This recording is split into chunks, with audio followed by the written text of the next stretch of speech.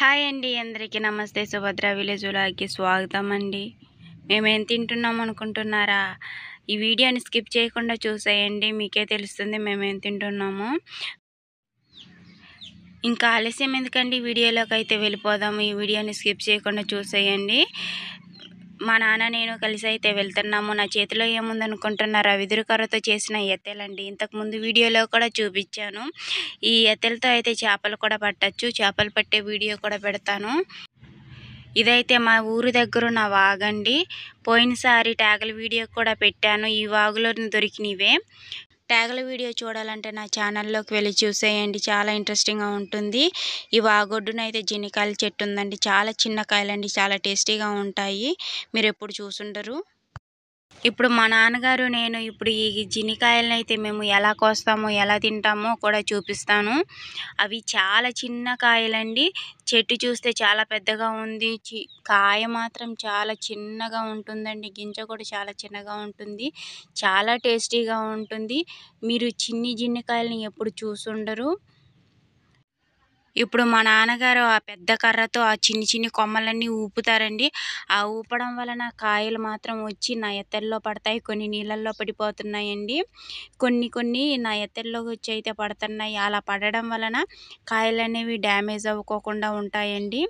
చూడండి, మీకు కూడా చూపిస్తాను ఎలా అనేవి వలలో వచ్చి పడుతున్నాయో. చూడండి ఎంత చిన్ని కాయలు, జిన్నికాయలు చాలా చిన్ని కాయలండి. చూడండి, డ్యామేజ్ అయితే అవ్వలేదు.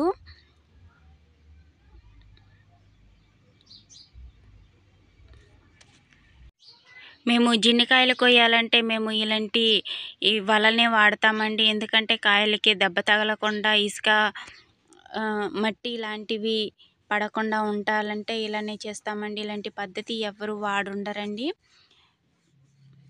మీ ప్రాంతంలో మీరు జిన్నికాయలు కొయ్యాలంటే ఎలా కోస్తారో కామెంట్ బాక్స్లో కామెంట్ అయితే చేయండి. మేమైతే ఇలా కోస్తామండి. ఈ వీడియో నచ్చినట్లయితే ప్లీజ్ లైక్, షేర్, సబ్స్క్రైబ్ చేయండి. ప్లీజ్ సపోర్ట్ చేయండి ఫ్రెండ్స్. చూడండి ఎన్ని జిన్నికాయలు కింద పడ్డాయో. చాలా జిన్నికాయలు పాడైపోయాయండి. చెట్టుకి కనిపిస్తున్నాయో లేవో తెలియదు కానీ మాకైతే చాలా జిన్నికాయలు కనిపిస్తున్నాయండి. కొమ్మకి గుత్తులుగా ఉన్నాయండి జిన్నికాయలు. చాలా టేస్టీగా అయితే ఉన్నాయండి. మీరు ఈ చిన్ని జిన్నికాయలని ఎప్పుడైనా తినుంటే కామెంట్ బాక్స్లో కామెంట్ చేయండి.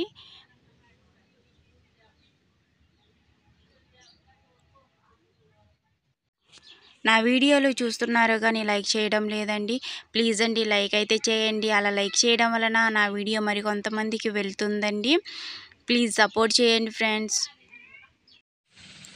మాకైతే ఇన్ని జిన్నికాయలు అయితే దొరికాయండి. చూడండి, జిన్నికాయలు కోయడం అయితే పూర్తయిపోయిందండి. మా నాన్నగారు కూడా వాటిని కోసి చాలా అలసిపోయారు. ఇంకే వాగొడ్డునే కూర్చొని ప్రకృతిని ఆస్వాదించుకుంటూ జిన్నికాయలని తింటున్నామండి. ఈ వీడియో నచ్చినట్లయితే ప్లీజ్ లైక్, షేర్, సబ్స్క్రైబ్ చేయండి. ప్లీజ్ సపోర్ట్ చేయండి.